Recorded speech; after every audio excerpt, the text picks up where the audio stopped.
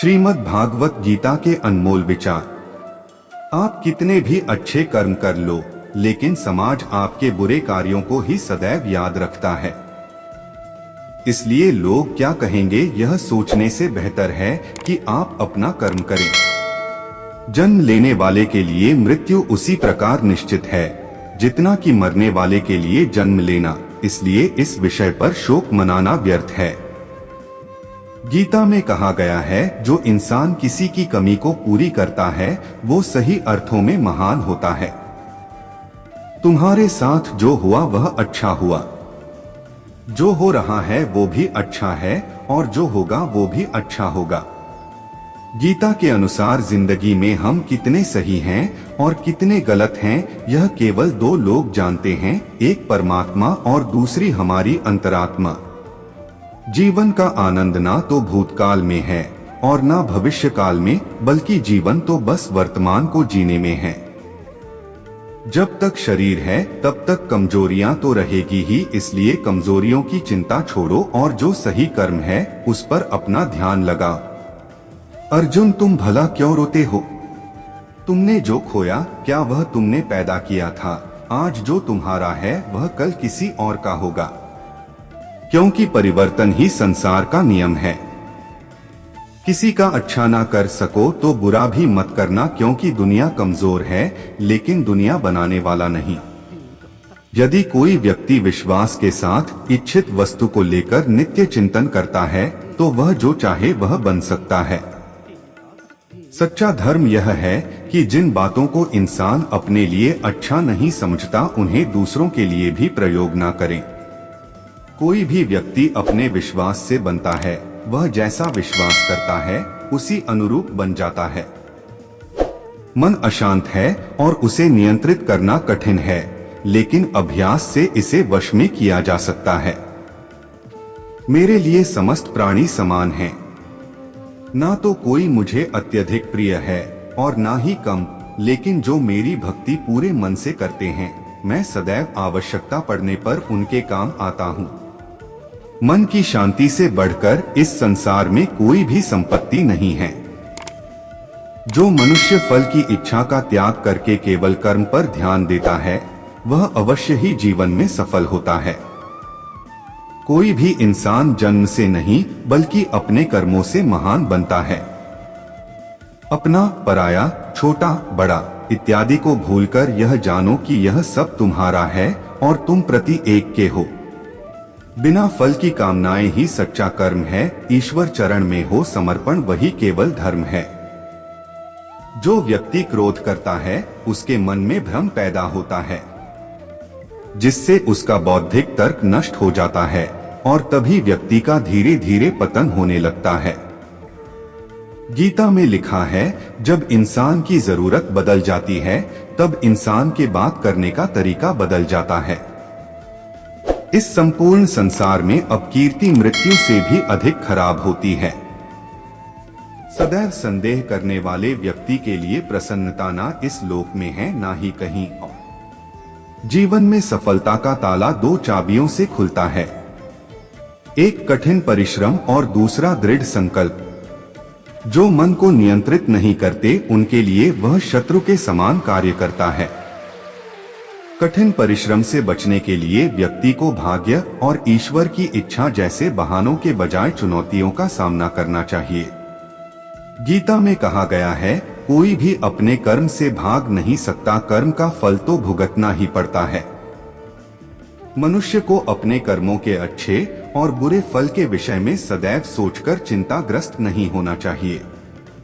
मनुष्य अपने विश्वास से निर्मित होता है, जैसा वह विश्वास करता है वैसा वह बन जाता है। जो मनुष्य प्रतिदिन खाने, सोने और आमोद प्रमोद के कार्यों में लिप्त रहता है वह नियमित तौर पर योगाभ्यास करके समस्त क्लेशों से छुटकारा पा सकता है। जब इंसान अपने काम में आनंद खोज लेते हैं तब वे पूर्णता प्राप्त करते हैं। श्रीमद् भागवत गीता का मुख्य उद्देश्य मानव कल्याण करना है, इसलिए प्रत्येक मनुष्य को सदैव मानव कल्याण की ओर अग्रसरित रहना चाहिए। जब भ्रमित अर्जुन कुरुक्षेत्र में सलाह के लिए अपने सारथी भगवान कृष्ण के पास गए तो भगवान कृष्ण ने कुछ तर्कसंगत दार्शनिक अवधारणाएं बताईं जो आज भी प्रासंगिक हैं। भगवद गीता एक महाकाव्य ग्रंथ है जिसमें हमारी सभी समस्याओं का उत्तर है। स्वतंत्रता आंदोलन के समय कई नेताओं के लिए प्रेरणा की पुस्तक थी। इन कुछ भगवद गीता संदेशों को एक बार आप जरूर सुनें, जिनका उपयोग आप अपने जीवन को सही रास्ते पर वापस लाने के लिए कर सकते हैं। माफ करना और शांत रहना सीखिए, ऐसी ताकत बन जाओगे कि पहाड़ भी रास्ता देंगे। जो होने वाला है वो होकर ही रहता है और जो नहीं होने वाला वह कभी नहीं होता।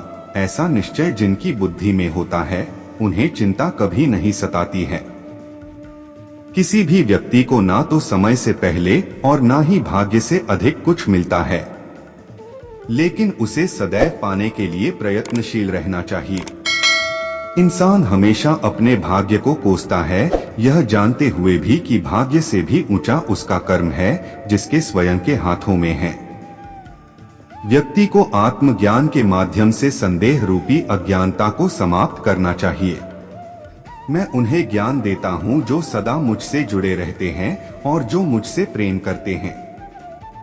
सत्य कभी दावा नहीं करता कि मैं सत्य हूँ, लेकिन झूठ हमेशा दावा करता है कि सिर्फ मैं ही सत्य हूँ। परिवर्तन संसार का नियम है। समय के साथ संसार में हर चीज परिवर्तन के नियम का पालन करती है।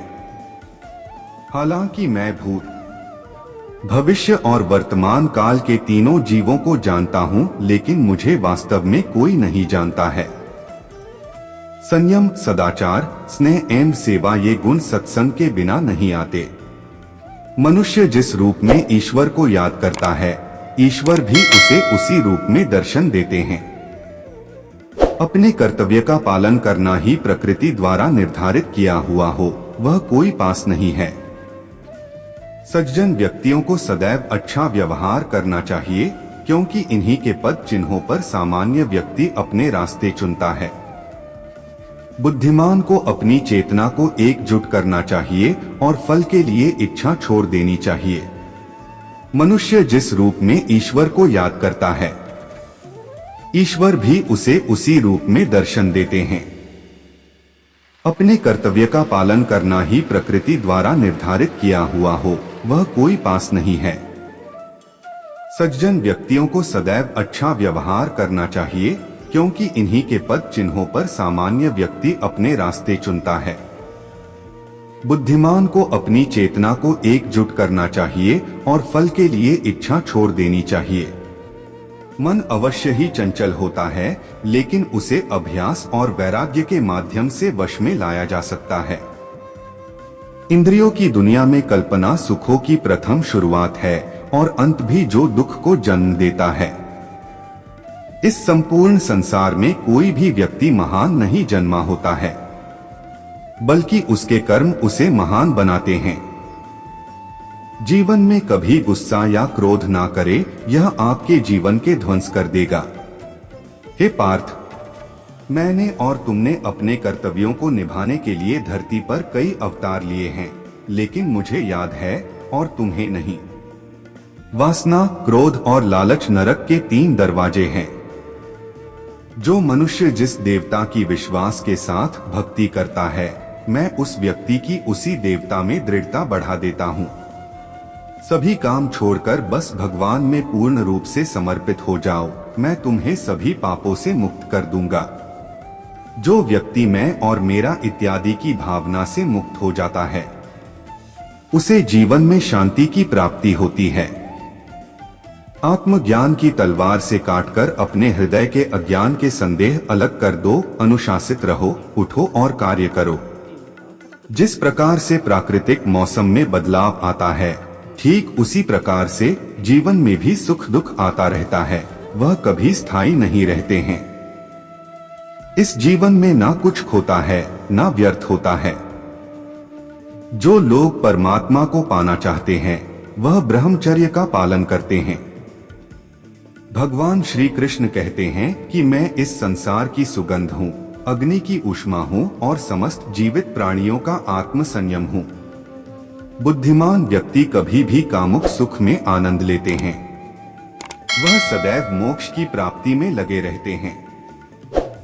वह जो सभी इच्छाएं त्याग देता है उसे शांति की प्राप्त होती है। संपूर्ण संसार में जब अधर्म और पाप बढ़ता है तो मैं धर्म की पुनः स्थापना के लिए धरती पर अवतार लेता हूँ। जैसे अंधेरे में प्रकाश की ज्योति जगमगाती है, ठीक उसी प्रकार से सत्य की चमक भी कभी फीकी नहीं पड़ती। इसलिए व्यक्ति को सदैव सत्य बोलना चाहिए। मैं सभी प्राणियों के हृदय में विद्यमान हूँ। जो व्यक्ति मृत्यु के दौरान मेरा नाम लेता है वह सदैव मेरे ही धाम को प्राप्त होता है, इसमें कोई शक नहीं है। व्यक्ति को अपने आप को सदैव ईश्वर को समर्पित कर देना चाहिए, तभी वह दुखों, चिंता और परेशानियों से मुक्त रह सकता है। प्रत्येक बुद्धिमान व्यक्ति को क्रोध और लोभ त्याग देना चाहिए, क्योंकि इससे आत्मा का पतन होता है। तुम बिना किसी कारण के चिंता करते हो और बेवजह ही घबराते हो। तुम तो आत्मा हो जिसे ना तो कोई मार सकता है और ना ही जला सकता है। यही जीवन की सच्चाई है जिसे प्रत्येक व्यक्ति को जानना चाहिए। न तो यह शरीर तुम्हारा है और न ही तुम इस शरीर के मालिक हो। यह शरीर पंच तत्वों से बना है, आग, जल, वायु, पृथ्वी और आकाश। एक दिन यह शरीर इन्हीं पंच तत्वों में विलीन हो जाएगा।